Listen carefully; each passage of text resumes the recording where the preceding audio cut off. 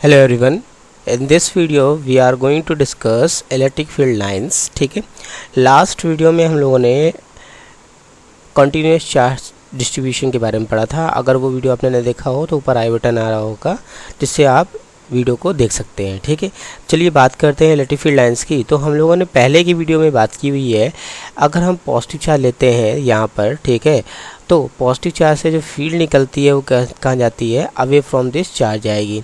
ठीक है, किस तरह से, यहाँ पे अगर हमने टेस्ट चार्ज मान लिया तो ये टेस्ट चार्ज को इस डायरेक्शन में रिपल करेगा। ठीक, इसके वजह से यानी कि जो फील्ड चल रही है वो charge from charge to infinity है। ठीक है, किसकी वजह से, पॉजिटिव चार्ज की वजह से। लेकिन यहीं पर अगर हम एक नेगेटिव चार्ज ले लें तो नेगेटिव चार्ज क्या करेगा, एक चार्ज यहाँ पे रखा है क्यू नॉट, तो इसको अट्रैक्ट करना स्टार्ट करेगा इस डायरेक्शन में।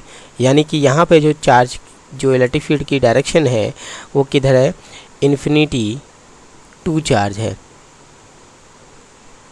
ठीक है, तो यहाँ बात करने जा रहे हैं हम इलेक्ट्रिक फील्ड लाइंस की। तो इलेक्ट्रिक फील्ड लाइंस क्या होती हैं, तो इलेक्ट्रिक फील्ड लाइंस क्या है, electric field lines are imaginary curve, smooth curve होते हैं। ठीक है, इस पर अगर हम एक पॉजिटिव चार्ज छोड़ें तो ये पॉजिटिव चार्ज क्या करेगा, मूव करेगा इस पर। ठीक, और अगर हम किसी पॉइंट पर एक टेंजेंट ड्रॉ करते हैं तो वो उस पॉइंट पर नेट इलेक्ट्रिक फील्ड की डायरेक्शन को बताएगा। ठीक, तो मान लिया कि ये हमारे पास क्या है, एक कर्व है, यानी कि ये इलेक्ट्रिक फील्ड लाइन है और इस पर हम एक पॉजिटिव चार्ज को मूव करा रहे हैं। तो मूव करा रहा है, कुछ इस डायरेक्शन में मूव करेगा, यानी यहाँ से यहाँ तक। ठीक, तो यहाँ पर हम एक पॉइंट लेते हैं यहाँ पे, ठीक है, और हम ड्रॉ करें टेंजेंट। जब हम टेंजेंट ड्रॉ करेंगे कुछ इस डायरेक्शन में, ठीक, मान लिया ये पॉइंट है, यहाँ पे हम टेंजेंट ड्रॉ करें तो कुछ इस डायरेक्शन में, तो ये जो टेंजेंट है एट पॉइंट P और एट पॉइंट Q, ये P पॉइंट पर टोटल इलेक्ट्रिक फील्ड की डायरेक्शन को बता रहे हैं। इसी तरह से Q पॉइंट पर टोटल इलेक्ट्रिक फील्ड की डायरेक्शन को बता रहे हैं। तो इलेक्ट्रिक फील्ड लाइंस क्या है, electric field lines and electric field line is a curve drawn in such a way that the tangent on at a point, each point is a direction of the net electric field at that point. ठीक है, कि अगर tangent draw करें किसी भी point पर, ये smooth curve line है, किसी भी पॉइंट पर टेंजेंट ड्रॉ करें तो वो टेंजेंट हमें टोटल इलेक्ट्रिक फील्ड लाइंस या टोटल इलेक्ट्रिक फील्ड की डायरेक्शन को बताएगा उस पॉइंट पर। अब इस लॉ की बात करें तो इसको जो डिफ़ाइन किया था कॉन्सेप्ट को, वो डिफ़ाइन किया था माइकल फैराडे ने। Michael Faraday was the first scientist who has tailed about the electric field lines. ठीक है, चलिए प्रॉपर्टीज़ की बात करते हैं इसकी। तो प्रॉपर्टी नंबर 1 की बात करें तो पॉजिटिव चार्ज से जो फील्ड लाइन होती है हमेशा बाहर की ओर जाती हैं, यानी बाहर की ओर निकलती हैं। किस तरह से माना, यहाँ पे अगर हमने एक टेस्ट चार्ज रख लिया, ठीक है, तो ये जो आपका पॉजिटिव चार्ज है इसको रिपल करेगा बाहर की ओर कुछ इस डायरेक्शन में। ठीक, तो फील्ड लाइन जो इसमें पॉजिटिव वे से चलेंगे वो किधर चलेंगे, बाहर की ओर, या हम कह सकते हैं charge to infinity, charge to infinity. ठीक, सिमिलरली अगर हम नेगेटिव चार्ज को रखें, नेगेटिव चार्ज लें और यहाँ पर हमने एक टेस्ट चार्ज रखा तो ये इसको अट्रैक्ट करना स्टार्ट करेगा, यानी फील्ड लाइन जो चलेंगी वो अंदर की ओर चलेंगी, चार्ज की तरफ चलेंगी। तो इसमें भी हम कह सकते हैं कि जो फील्ड होगी वो नेगेटिव चार्ज की तरफ होंगी या फिर इन्फिनिटी टू चार्ज की तरफ होंगी। ठीक है, तो ये पहली प्रॉपर्टी होती है। Second property,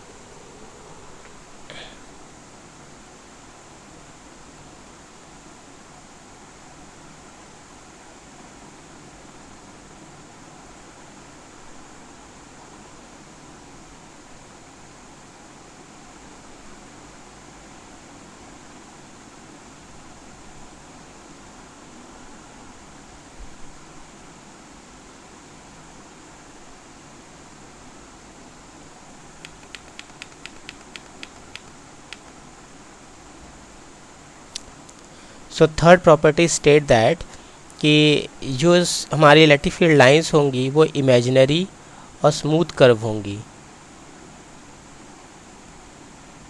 imaginary and smooth curve।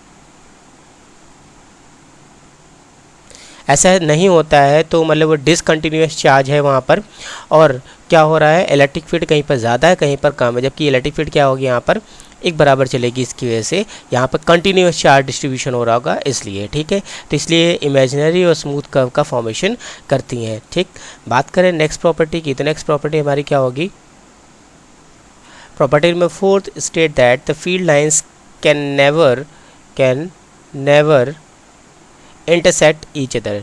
एक दूसरे को कभी क्रॉस नहीं कर सकती हैं। क्यों नहीं कर सकती हैं, कि मान लिया अगर हमारे पास दो इलेक्ट्रिक फील्ड लाइंस हैं यहाँ पर, एक ये और एक ये, जो इंटरसेक्ट करते हुए जा रही हैं, ठीक है। तो अगर हम इंटरसेक्शन पॉइंट को देखें यहाँ पर, ठीक है, तो हमारे पास क्या है, दो फील्ड लाइन है, यानी इसके लिए टेंजेंट यहाँ जाएगा और इसके लिए टेंजेंट इस वाली लाइन के लिए कहाँ जाएगा, यहाँ जाएगा। तो हम ध्यान से देखें कि एक ही पॉइंट पे क्या बनना है, दो टेंजेंट बन रहे हैं, और मैथ की प्रॉपर्टी में अगर समझे तो एक ही पॉइंट पे दो टेंजेंट बनना पॉसिबल नहीं है, एक ही पॉइंट पे एक टेंजेंट होता है, ठीक। इस तरह से तो जो हमारी ये प्रॉपर्टी 4 है, ये क्या होती है, हमें बताती है कि ये दो फील्ड लाइंस एक दूसरे को कभी इंटरसेक्ट नहीं कर सकती। बात करते हैं नेक्स्ट प्रॉपर्टी की, तो can electric field lines can never form close loop. Why, because हमने देखा कि जो फील्ड लाइंस हैं वो पॉजिटिव से निकलती हैं, ठीक है, और एंड होती जा कर के नेगेटिव पर, ठीक। लेकिन नेगेटिव से पॉजिटिव की ओर मूव नहीं करती हैं, और क्लोज लूप फॉर्मेशन के लिए हमारे फील्ड लाइन का नेगेटिव से पॉजिटिव जाना होना पॉसिबल है। तभी अगर ये होगा तभी क्या होगा, क्लोज लूप का फॉर्मेशन होगा। बट हमने क्या देखा, इलेक्ट्रिक फील्ड लाइंस में जो इलेक्ट्रिक फील्ड लाइन चल रही है वो पॉजिटिव से नेगेटिव चल रही हैं, यानी नेगेटिव से पॉजिटिव की ओर वापस नहीं आ रही हैं। तो इसलिए ये क्लोज लूप का फॉर्मेशन नहीं करेंगी, क्योंकि इनकी डायरेक्शन हमेशा कहाँ होगी, चार्ज टू इन्फिनिटी या इन्फिनिटी से चार्ज की तरफ। इसकी वजह से ये क्लोज लूप का फॉर्मेशन नहीं करती हैं, क्लोज लूप नहीं बनाती हैं। तो प्रॉपर्टी नंबर 6 को समझें कि जो हमारी फील्ड लाइंस होती हैं वो हमेशा कैसी होती हैं, परपेंडिकुलर होंगी टू द कंडक्टर। तो हमने मान लिया यहाँ पे हमारे पास एक कंडक्टर है, इस कंडक्टर पे हमने पॉजिटिव चार्ज दिया हुआ है, ठीक है। तो चार्ज पॉजिटिव इस कंडक्टर पे इक्वली डिस्ट्रीब्यूटेड है। अब अगर हम इस चार्ज की वजह से फील्ड बनाएं तो ये फील्ड कहाँ जाएगी, ये फील्ड हमारी कुछ इस तरह जाएंगी, क्योंकि पॉजिटिव चार्ज है तो इससे बाहर की ओर जाएंगी, कुछ इस तरह से जाती जाएंगी।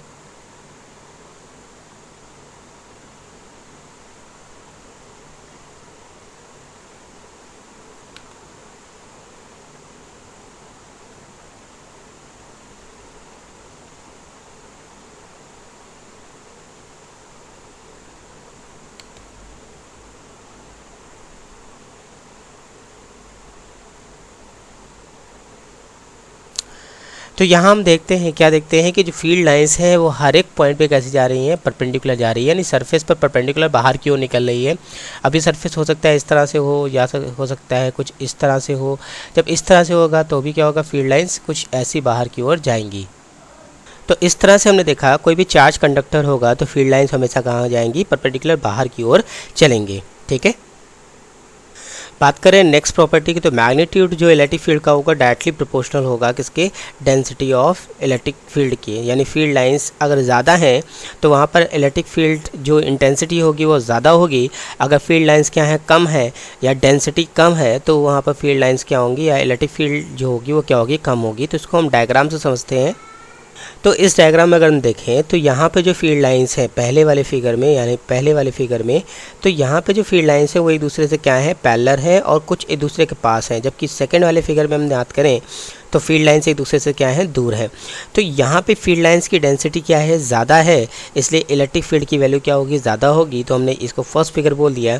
और यहाँ पे इलेक्ट्रिक फील्ड लाइंस क्या है कि डेंसिटी जो है वो क्या है, कम है, तो फील्ड जो इलेक्ट्रिक फील्ड इंटेंसिटी होगी वो क्या होगी, कम होगी। यहाँ पे होगी ज़्यादा जबकि यहाँ पे होगी कम।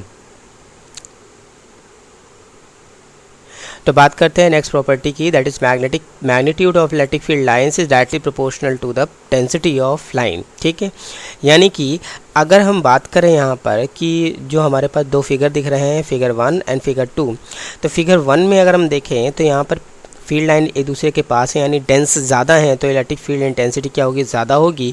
जबकि यहाँ पे हम बात करें तो यहाँ पर फील्ड लाइंस क्या है, एक दूसरे से दूर हैं, तो इलेक्ट्रिक फील्ड इंटेंसिटी क्या होगी, वो कम होगी, क्योंकि डेंसिटी क्या है, कम है। यानी कि हम कह सकते हैं कि जो हमारा इलेक्ट्रिक फील्ड इंटेंसिटी होगी E, वो डायरेक्टली प्रोपोर्शनल होगी the magnitude density of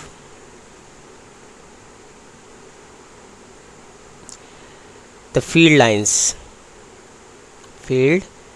lines. Okay, तो ये हमारी प्रॉपर्टी थी, प्रॉपर्टी नंबर 7। बात करते हैं अपनी नेक्स्ट प्रॉपर्टी की, तो यहाँ पे आएगी uniform and non uniform electric field. तो यूनिफॉर्म इलेक्ट्रिक फील्ड क्या होती है, एक ऐसी इलेक्ट्रिक फील्ड जिसमें फील्ड लाइंस के बीच में जो डिस्टेंस होगी वो कैसे होगी, इक्वल होंगी, और जो ये फील्ड लाइन है एक दूसरे के क्या चलेंगी, पैरेलल चलेंगी। ठीक है, तो इसे हम बोलते हैं यूनिफॉर्म इलेक्ट्रिक फील्ड। ठीक, तो यूनिफॉर्म इलेक्ट्रिक फील्ड क्या होगी, एक ऐसी इलेक्ट्रिक फील्ड जहाँ पर फील्ड लाइंस एक दूसरे के कैसे हो, पैरेलल हो, और एक दूसरे से इक्वी डिस्टेंस हो। ठीक, लेकिन यहीं पर हम बात करें कि नॉन यूनिफॉर्म इलेक्ट्रिक फील्ड क्या होगी, तो नॉन यूनिफॉर्म इलेक्ट्रिक फील्ड वो इलेक्ट्रिक फील्ड होगी या तो उसमें मैग्नीट्यूड चेंज हो रहा होगा या उसमें क्या हो रहा होगा, डायरेक्शन में चेंजमेंट हो रहा होगा, तो वो क्या कहलाएगी, आपकी नॉन यूनिफॉर्म इलेक्ट्रिक फील्ड कहलाएगी, नॉन यूनिफॉर्म। ठीक, तो इस तरह से हमने देखा है यहाँ पे दो इलेक्ट्रिक फील्ड होती है, एक होती है यूनिफॉर्म इलेक्ट्रिक फील्ड और एक होती है नॉन यूनिफॉर्म इलेक्ट्रिक फील्ड। तो यूनिफॉर्म इलेक्ट्रिक फील्ड में क्या होता है कि जो फील्ड लाइंस है वो एक दूसरे के पैरेलल होंगी और इनका मैग्नीट्यूड चेंज नहीं होता है, डायरेक्शन हमारी कैसी रहती है, सेम रहती है। लेकिन नॉन यूनिफॉर्म इलेक्ट्रिक फील्ड क्या होगी, इसमें डायरेक्शन चेंज होंगी और मैग्नीट्यूड भी क्या हो सकता है, चेंज हो सकता है। सो ये प्रॉपर्टी थी इलेक्ट्रिक फील्ड लाइंस की, जिसको हमने आज डिस्कस किया। अपने नेक्स्ट वीडियो में हम आगे के टॉपिक के बारे में बात करेंगे। ठीक है, till then bye, have a nice time to all of you.